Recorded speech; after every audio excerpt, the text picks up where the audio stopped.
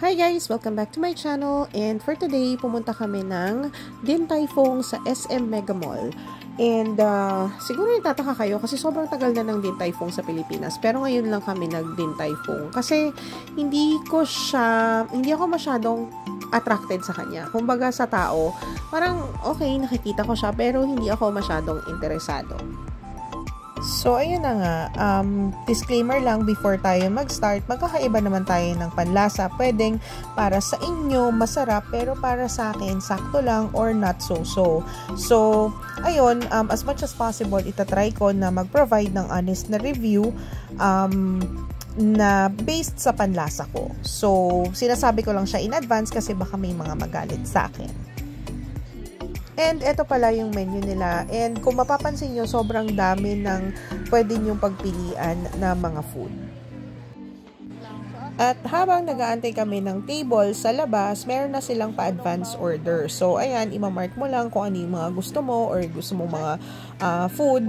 Pero, kung medyo malabo yung mata mo, I suggest na magdala ka ng salamin kasi medyo maliliit yung font size. Well, for me lang naman kasi may grado yung mata ko. So, kung medyo may grado yung mga mata nyo, make sure na dala-dala nyo yung salamin nyo or have someone na o-order for you or magpa-place ng order or magmamark ng mga orders dyan. Soups and noodle soup. So, dito sa sauce and fried noodles. Ito na. Dry noodles with braised beef. Okay. Tapos, asa na yung fried noodles.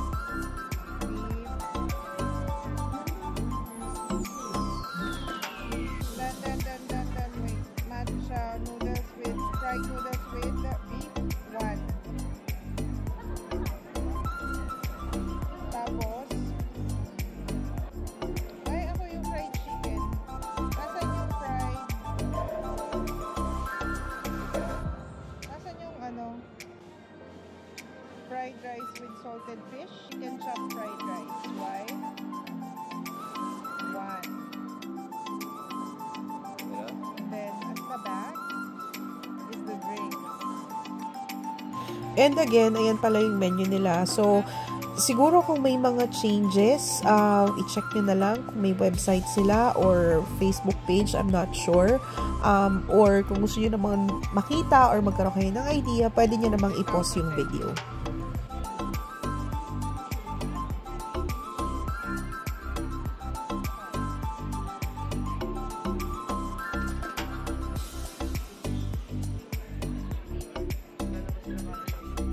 And meron din silang instructions kung paano gumawa ng dipping sauce ng xiaolongbao and also kung paano kakainin yung xiaolongbao.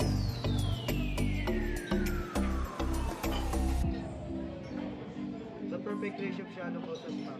By the way, here's the guide card here how to enjoy the xiaolongbao. Explain ko na rin po. Using a chopstick and soup spoon, pick up the xiaolongbao on the upper part, dip into your sauce, transfer it into your soup spoon,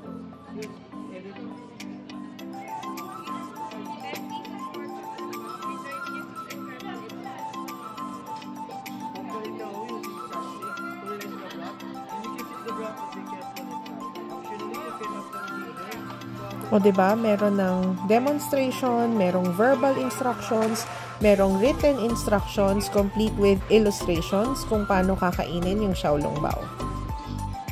Okay, so start na tayo sa xiaolongbao. Actually, masarap yung xiaolongbao ng Din Tai Fung.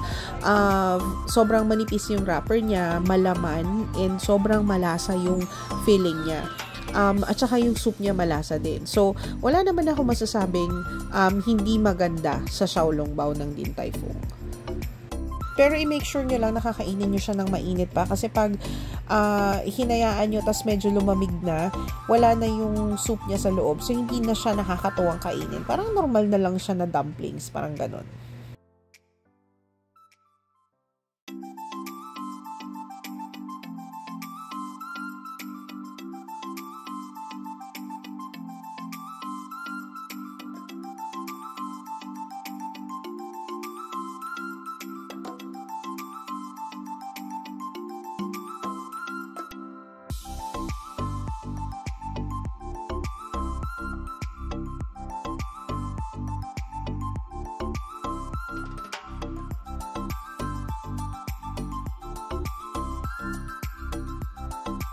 Ito namang stir-fried Chinese kangkong, wala siya talagang lasa, kailangan niya ng seasoning.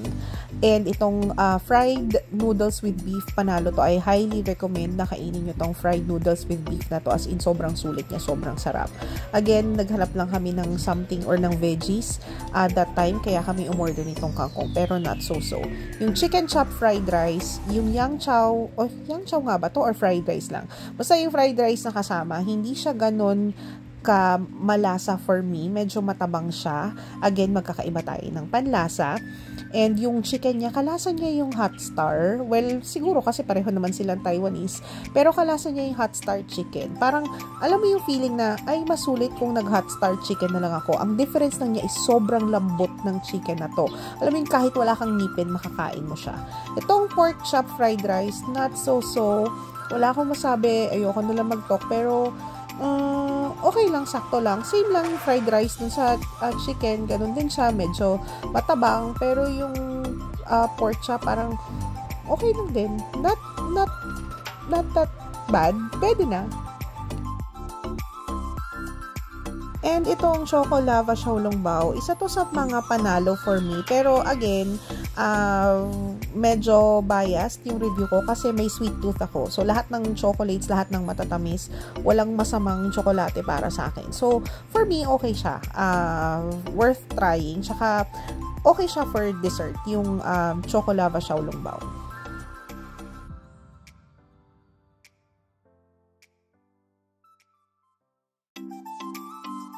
Ito pala yung bill namin. Meron niyang 3 drinks na kasama and pinaka nagustuhan ko yung lemongrass. Hindi ko nagustuhan yung rose iced tea kasi lasang pabango. Walang kakaiba naman dun sa regular na iced tea nila. So, tatanungin niyo ako kung babalik ba ako ng Din Tai Fung? Oo, pwede. Bakit naman hindi? Okay naman siya. Maganda yung location, maganda yung venue, malinis. Pero hindi siya yung tipo na magkikrave ako. Yun lang. Thank you guys for watching. Bye!